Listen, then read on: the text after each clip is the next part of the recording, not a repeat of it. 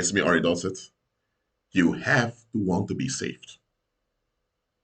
For example, let's say you're in your room sleeping. The fire alarm goes off. The fire alarm is so annoying, such an annoying sound. It has to be annoying. It has to wake you up, especially if you're in a deep sleep. You wake up. You already smell the smoke. What comes to your mind? I need to get out of here.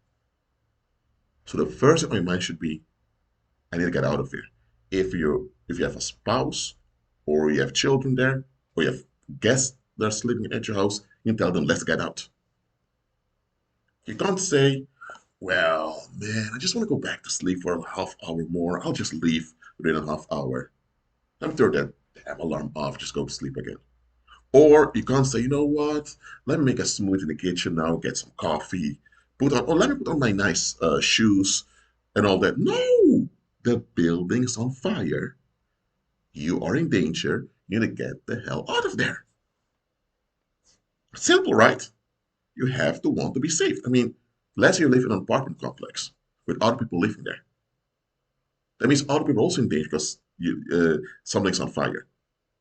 If it's just your apartment on fire, it will also affect other people. So you also have the obligation to comply with safety for other people. So also towards other people, you you should want to be saved. You have to want to be saved from a bad situation. The thing about the fire alarm is just an extreme example. I hope you don't go through this at all. And likely will not go through this over and over again. At least I hope not. What it comes down to is that, look, when a situation is turning ugly, or a situation is bad, or a situation is becoming toxic, you should want to be out of the situation. Now, that doesn't mean that you are a coward, you just want to flee. If a situation is bad, by getting out of the situation, now you can do something about it as an outsider, instead of you being involved and affected by it.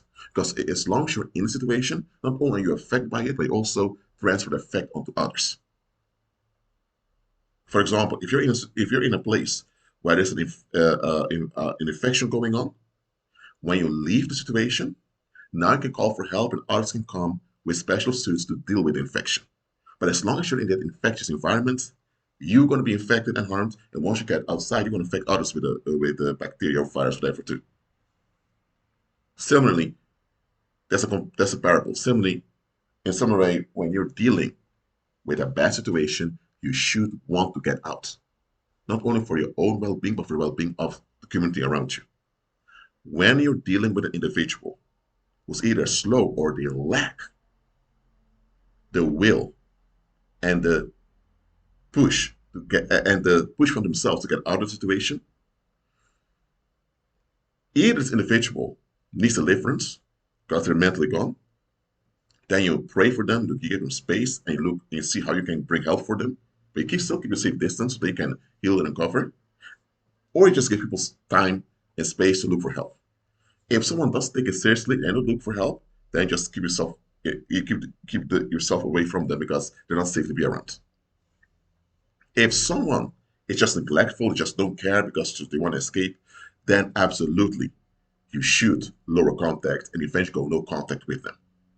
If it's a fellow believer, you put a pause on them. A pause means, okay, for a moment we don't engage, and if your case is extreme, we have no contact for a little while. I'll still pray for you, look after you from a distance, but there's a pause. We need to do this. You cannot afford to become collateral damage of what's going off.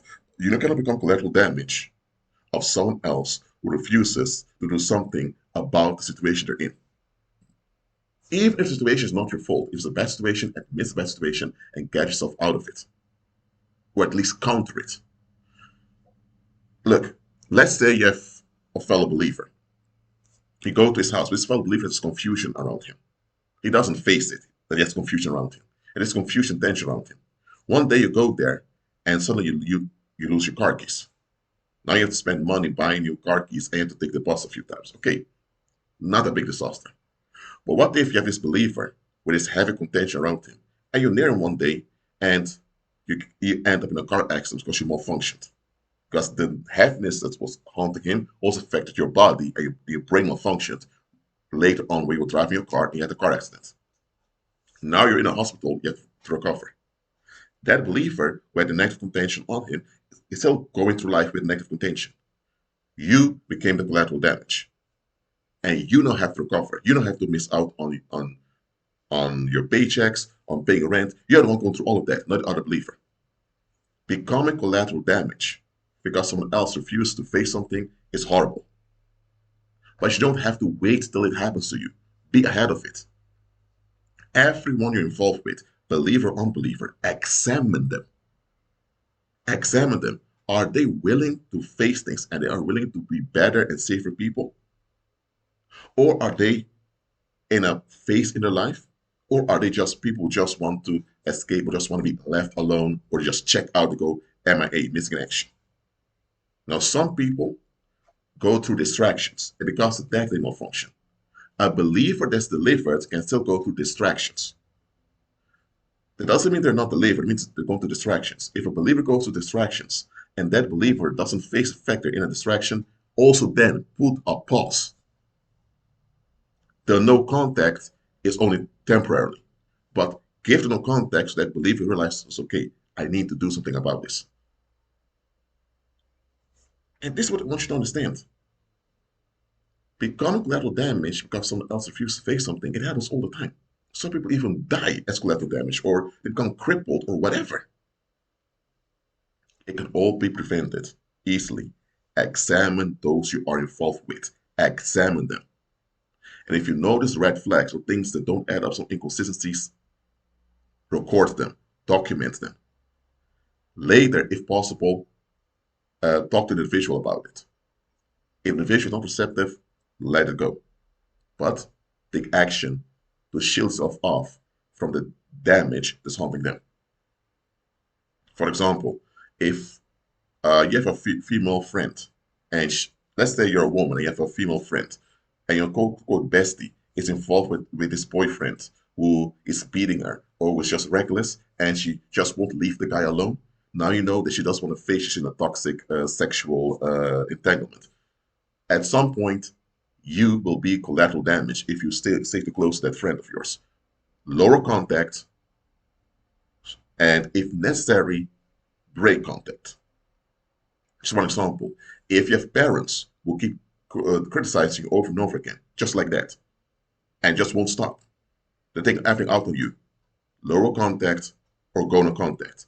Get out of their house as soon as possible if you still live there.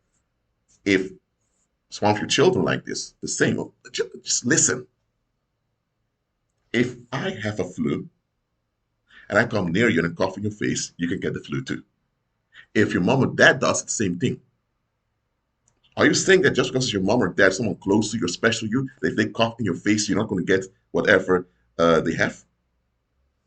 The same is with toxicity, the same is with danger. If something is haunting them and they are not facing it, they become collaborators of the thing that's haunting them, and you that's around will become collateral damage. Don't let it happen. Examine those in your life, please. Well, that's it for now. Keep agreeing with Christ, be at peace, and I'll see you next time. Shalom.